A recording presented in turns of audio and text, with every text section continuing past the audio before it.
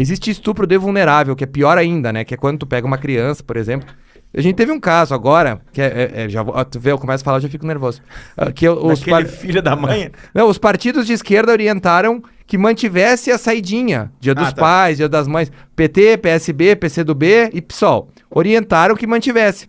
E um dos casos que eu levei pra tribuna foi de um pai e de um amigo dele que saíram da cadeia e foram pra casa estuprar uma menina de 12 anos que era filha do cara. Cara, o que tu faz com um cara desse? Pra não ser... Todo mundo concorda comigo que se cortar o dele fora, ele não... Pode passar a mão na menina, mas... Não vai... O bigolinho não vai mais enfiar, porque não tem mais, né? Então a castração química, na realidade, ela é um processo que o cara perde o libido, né? Pelo que eu... O Tico só tá ali pra mijar. Isso.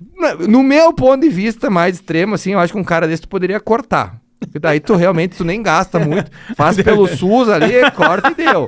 Entendeu? Porque assim... Zé do facão. Não, mas daí os caras vêm com aquele papo. Mas tu tem que ver que ele teve uma infância que não sei... Beleza, cara, mas assim, não tem condições, porque ele vai acabar com uma outra infância. Tu imagina uma menina de 12 anos, tá em casa estudando, brincando de boneca, alguma coisa. Chega o pai dela, baixa as calcinhas dela e... É isso que aconteceu. E os caras foram que continuasse a saidinha. Entende?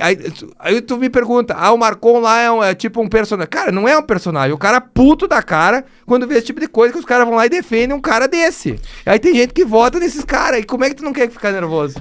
Marcon, voltando ao Podemos, as tuas pautas, elas são muito pautas...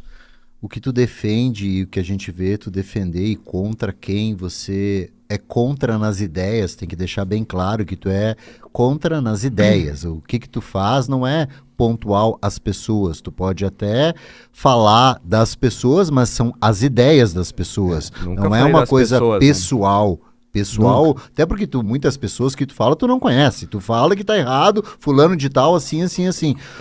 Só que as tuas pautas, elas são totalmente, exatamente, eu vejo assim como se fossem as pautas do Bolsonaro. Contra essa lei do aborto, contra os estupradores, uma pauta liberalista, sabe? Cara... Daí a pergunta vai vir assim... Por que tu não escolheu o partido do presidente? Porque quando eu escolhi o partido, o Bolsonaro não tinha nem partido ainda. Ele tava naquela fase de ir pro PP, ou fazer União Brasil, ou não sei o quê. União se tivesse Brasil, chegado a tempo... Só que o que acontecia, pra tu entender, eu sem partido na Câmara me restringia muito a minha fala. Por exemplo, eu não tinha declaração de líder. Então, às vezes eu não conseguia nem falar na sessão. Então isso começou a me deixar muito... Que não adianta, o meu maior instrumento é a fala, né? Então chegou um ponto ali que eu precisava escolher. E eu escolhi um partido que basicamente não iria me atrapalhar e que me daria liberdade. Eu posso apoiar, o meu santinho vai sair agora meia-noite, que pode, vai sair com o número do Bolsonaro. Eu tenho total liberdade. Então estar no partido ou não é algo muito irrelevante. A gente tem, por exemplo, gente que estava no partido dele que votava contra ele. Né? Então isso pra mim não é uma coisa assim basicamente muito relevante. O que tu tem que ter é coerência, né? Como a gente falou antes do partido. O partido é uma ferramenta que tu é obrigado a ter pra tu poder concorrer.